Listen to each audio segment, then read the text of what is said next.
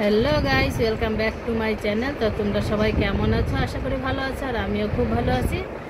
আর আজকে দেখো সকালবেলা সমস্ত কাজকর্ম সেরে একবারে স্নান টান করে চলে এসেছি। আর এসে দেখো আজকে তো চৈত্র সংক্রান্তি, আজকে কিন্তু আমাদের রান্না প্রচুর। তো অনেক রকমের কিন্তু রান্না হয়, মানে যে যতটা পারে সে ততটাই রান্না করবে আজকে চৈত্র সংক্রান্তি। তা আমি আজকে কি করছি, আমি তো আর পুজোটা করতে পারছি না, যেহেতু মানে জায়গা নেই, ছোট জায়গার মধ্যে পুজোটা করবো না। তো যেরকম রান্নার নিয়মটা হয় সেরকম রান্নার নিয়মটাও করবো। তো কি রান্না করছি তোমাদের সঙ্গে দেখাবো, তোমরা সঙ্গে থাকো, ভিডিওটা দেখবে। তো চলো আজকে কি করছি। আর তনু যে এখানে শুয়ে আছে, পড়া থেকে এসে গেছে, পড়া থেকে এসে শুয়ে আছে। আর স্নান টান করে পুজোটা দিয়ে দে, ওই এবার স্নান করে পুজোটা দেবে। আর বাবু ওইদিকে আছে, পড়তে যাবে, পড়া আছে বাবুর। আর আমি এদিকে রান্নাগুলো করবো। তো চলো।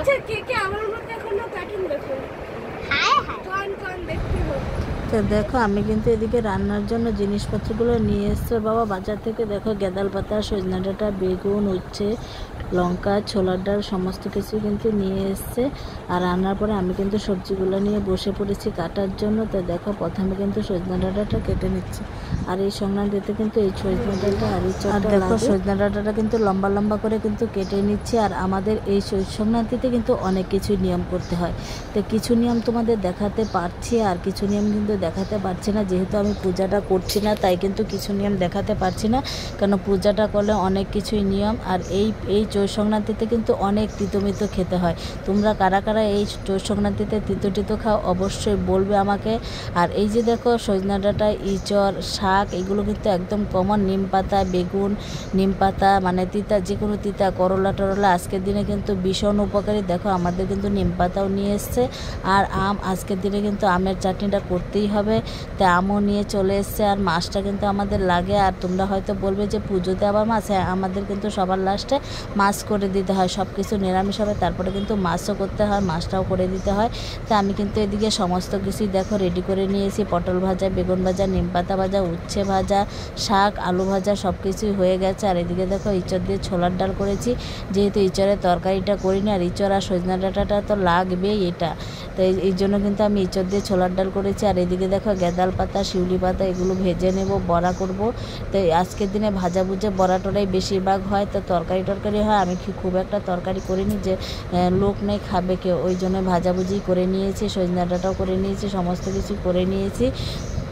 তাই আমাদের বাড়িতে কিন্তু এই সমস্ত করে তারপরে আবার কলা দিয়ে কলার বড়া বানাতে হয়, তারপরে পায়েস বানাতে হয়, বানিয়ে তারপরে কিন্তু এই পূজাটা হবে রান্নাঘরেই কিন্তু পূজাটা হবে। বাসার একটা খুঁটি থাকবে, সেই খুঁটিতে ঠাকুর এঁকে তারপরে কিন্তু পুজোটা করতে হয়। যেহেতু আমাদের এখানে মানে নিয়ম সেরকম করতে পারিনি, তাই কিন্তু আর তোমাদের দেখাতে পারিনি। তোমরা যে যখন আমি অন্য বছর মানে বাড়িতে থাকবো, এই পুজোটার সময় পুজোটা করব, সেই সময় তোমাদের সঙ্গে অবশ্যই শেয়ার করব, তোমাদেরকে দেখাবো।